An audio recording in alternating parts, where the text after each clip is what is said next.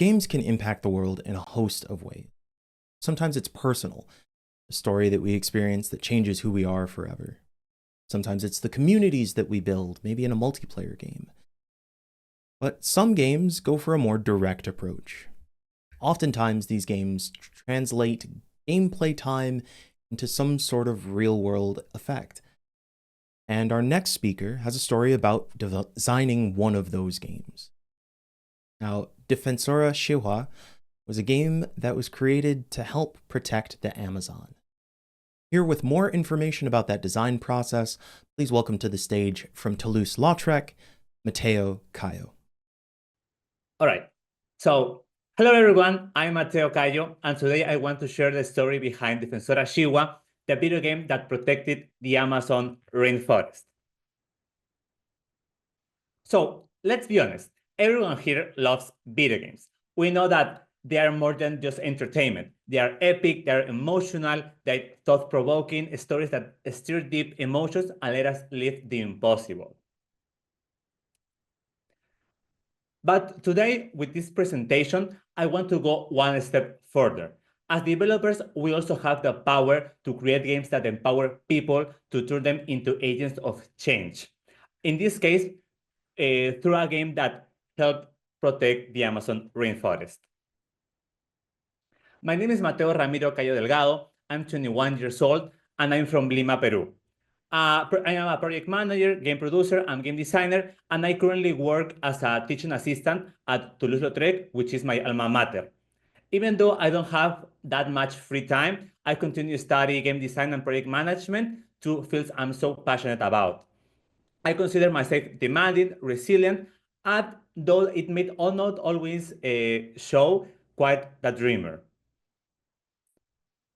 I didn't always have this perspective. For years, like many Peruvians, I witnessed the Amazon's deterioration without really understanding how serious it was. I knew it was being destroyed, but I had no idea what I could do about it. The sense of helplessness was the starting point for this project. Defensora Xiwa was born in my gamification class taught by Professor Renzo Guido.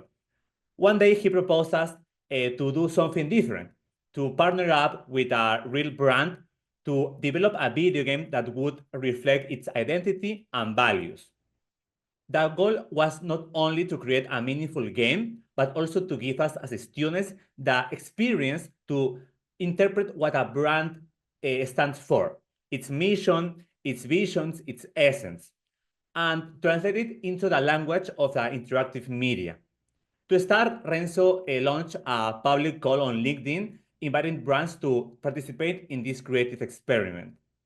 As a result of this open call, several brands applied, a footwear company, a rapper, even a local fair, but one stood out, Arbio Peru, a nonprofit founded in 2010 dedicated to the protection of the Amazon rainforest. My partner Cesar and I agreed that while making a game for a shoe brand could be fun, working with Arbio would be far more meaningful. We not only supported their cause, but saw it as a message worth amplifying.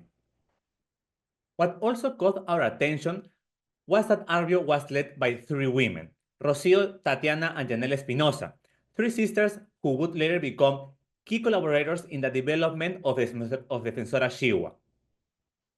After reaching out to Rocio, Tatiana, and Janela, we started the first meeting to explain the project. We would develop a video game that would represent their brand essence in exchange of their media support during the launch of the game. And that's how the conceptualization process began. If you ever develop a video game, personally or professionally, you know that it's really hard to land a concept or a solid idea. While we didn't conduct market research for this project, we had to deeply understand what Arbio stood for, its purpose, its value, its mission, its vision, the origin of its name, even a color palette, even why they do what they do. This deep understanding was essential for proposing game ideas that aligned with their identity and opened the door to meaningful feedback. To build a concept that truly aligned with Arbio, we used several research tools. We carefully looked at their website and had meetings to ask important questions. One of the most useful exercises was trying to distill everything that the brand represents into one single word. So we would push us to the core of their identity. We also shared a brand brief, a document where they answer specific questions about their vision, personality, tone, values, and narrative. Rocio, Tatiana, and Yanela not only filled it out with impressive detail, but also remained consistently collaborative along all the development of the project. The level of commitment was crucial because it made the conceptualization process like a true co-creation process. Personally, I learned how valuable it was to work with an engaged client or a stakeholder. When the other side is truly involved, the process became so much smoother, clearer, and fulfilling. Through this QR code, I'm sharing the brand brief template in case you would like to use it for your own personal projects. The whole process, chaotic and full of discarded ideas and do-over, lasted about 1 month and laid the foundation of the project. As you can imagine, during that month, a lot of ideas came and went. I don't have that much time to go through all of them, but I want to highlight 3 core concepts that survived until the final concept. Shiva was born from an anecdote that Spiritual Sisters shared with us during one of our meetings. They once found a small animal in the jungle that has been separated from its group, and they took care of it. It was a Sahino, a small wild pig that plays a vital ecological role by dispersing the seeds of many tree species, like the Chihuahuaco, through its droppings. They named the little animal Shiwa, and the moment we heard the story, we instantly knew that it has to be our protagonist. It was perfect, it was real, symbolic, and deeply connected to the forest that we wanted to represent. Another key idea was the cooperation among players. One early concept Cesar and I proposed was a clicker game similar to Cookie Clicker, where each click represented a droplet that would contribute to reforesting the planet. The idea was to have hundreds of players working together to make the world green again. However, Rocio explained that Arbio does not focus on reforestation. Given the scale and limited resources, it's simply not viable. Instead, their efforts are centered on protecting existing ecosystems through daily monitoring and patrols. Although the original idea was discarded, the collaborative component resonated so strongly with the sisters that we adapted and integrated it into the final version of the game. By then, most of the concept was in place. We had Shiwa, we had the collaborative gameplay, and a core mechanic of falling threats, access and fire, which represents deforestation and forest fires. But we still had one more question. What would exactly the player do? Would they move Shiwa to dodge the threats? Or maybe they would try to stop them before they hit the ground? I remember discussing this with Cesar on our Discord server, and we have a really long conversation about it. But then I remember that we visited Arbio's website and focused on one word, conserve. That's when it all clicked. To conserve is to defend. Shiwa, the face of the game, shouldn't flee or avoid danger. She should confront it. She represents Arbio active missions to defend and protect the Amazon. That was the missing piece. When we presented the final concept to the Spinoza sisters, they loved it. But they didn't stop there. They elevated it. They proposed that players' scores in the game would be converted into real square meters of Amazon rainforest protection. For 3 months, every point earned the game would be tailed, and at the end, the total would be divided by 10 to calculate the real-world area that Arbio would protect. The idea completed the concept and gave the game a real-world purpose. During the second month, we focused on the game's production. This stage was more technical and structured. We built prototypes, we make mock-ups, we define mechanics, we created the art, we make the logo, and of course, we built up the database. I want to thank 2 key people. First is Paz Nieto, who contributed to the game's artwork And second, Pablo Mancilla, who patiently guides us through using Google Firebase for the game's backend. If you're using Unity and looking for a reliable, free backend solution for a small or mid-sized project, Firebase is a great option. After 2 months of development, Defensora Chihuahua was born, a mobile game where players control a real Sajino defending the Amazon rainforest from various threats.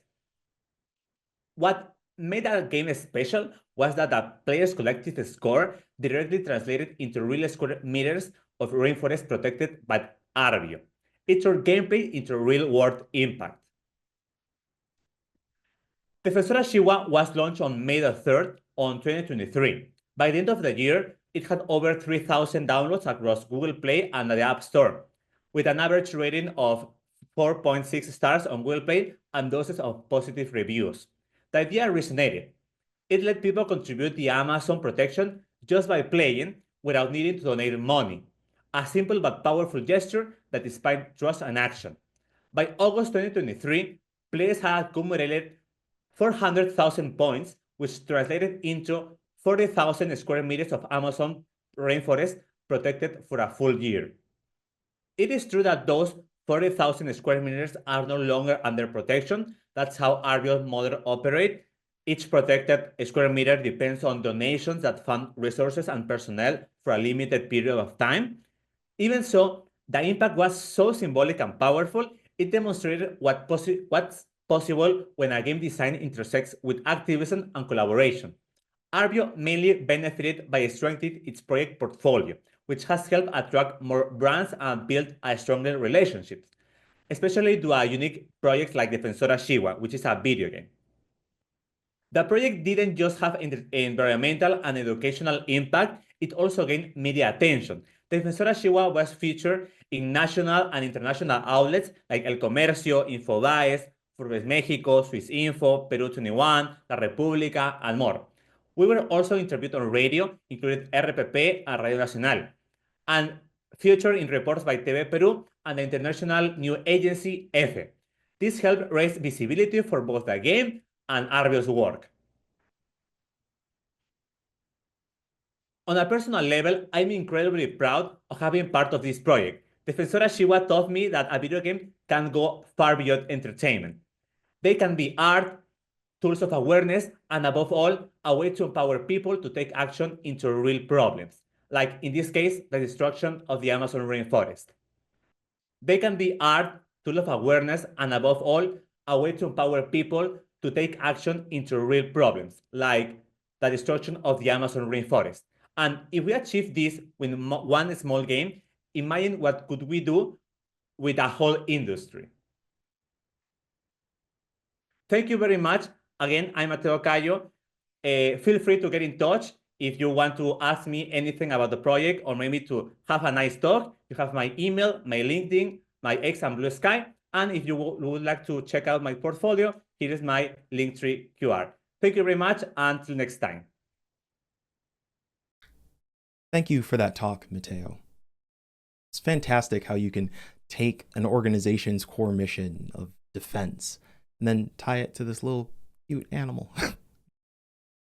Your games don't have to be massive projects to be able to have an impact on the real world. They can be small, simple mobile games that are accessible to a large number of people. And it's also worth keeping in mind that the reach of this game was beyond just the meters of rainforest protected. It was also about expanding the reach and the understanding of Arbio as a team. I think there are lots of ways that we can use the work that we're doing to impact and help others in our community, care about our environment. So thank you for sharing that experience, Mateo. If you'd like to connect with Mateo, you can find him on LinkedIn at Mateo Cayo.